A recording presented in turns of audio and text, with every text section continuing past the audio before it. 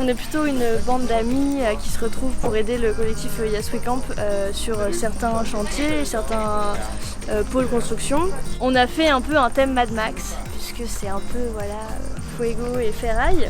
Je me présente, je m'appelle Chadli Carman, je suis responsable du centre équestre.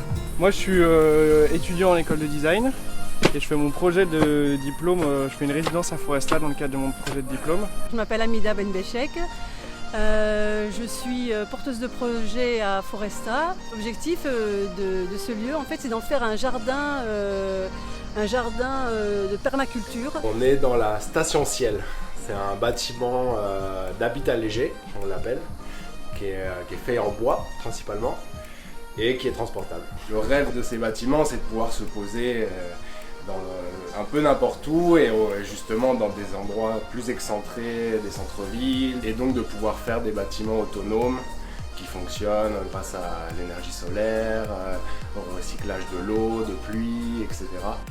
Le miroir, c'est aussi une question de réfléchissement des rayons. Justement le fait que le bâtiment soit prévu pour être au milieu de la nature et que d'une certaine façon ils disparaissent, ils deviennent un peu invisibles et reflètent ce qu'il y a autour. De voir un espace vert comme celui-là au milieu de cité, c'est presque digne de Central Park, quoi. On y est. Voilà, c'est New York à Marseille. Ce qui est important, c'est qu'il faut essayer de vulgariser l'équitation, tout en gardant son bon côté aussi. Ça veut dire que ça soit accessible à tous et à toutes. Les plantes, pour moi, c'est des sœurs. Je vais chercher tous les jours, on me voit passer avec ma poubelle rouge, une grosse poubelle rouge, dans laquelle il y a tous les déchets végétaux de Biocop que je déverse sur le sol, que je recouvre de paille. Et donc avec le temps, ça va créer justement des bactéries, des vers, tous ces insectes vont décomposer cette végétation. Et voilà, donc ça va nourrir la terre, ça va créer une biodiversité là-dessous, tu vois. Et c'est ça que je souhaite faire ici, c'est cultiver dans le respect de l'environnement, le respect des insectes. Je voudrais sensibiliser aussi les élèves ainsi que les adultes à la terre.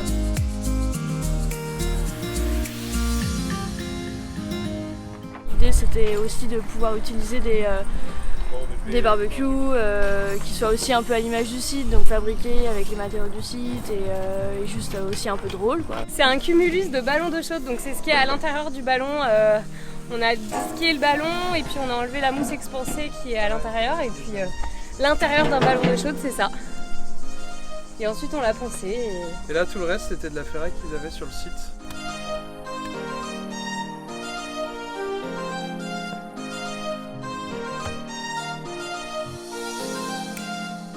C'est un four traditionnel algérien, qui sont des fours collectifs qu'on trouve dans les villages. C'est une femme algérienne et sa mère qui sont venues nous aider à les construire ce matin. L'idée de la construction de ce four, c'était de célébrer l'argile qui est présente partout à Foresta et de construire un four qui cuit de la céramique pour valoriser les matériaux locaux qu'il y a sur le site. On a envie que ce soit des porteurs de projets qui aient un impact dans le sens, le lien, je pense, le lien et l'envie et le désir de faire avec tout ce qui existe déjà ici.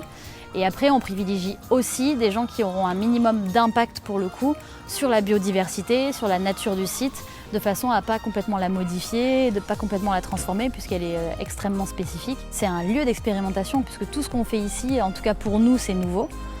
Et j'espère que ça permettra aussi à d'autres gens de faire des choses qui n'étaient peut-être pas possibles ailleurs ou qui seraient de façon complètement différente parce que ce serait ici et pas à un autre endroit. Qui va nous rendre heureux. Qui va nous rendre heureux.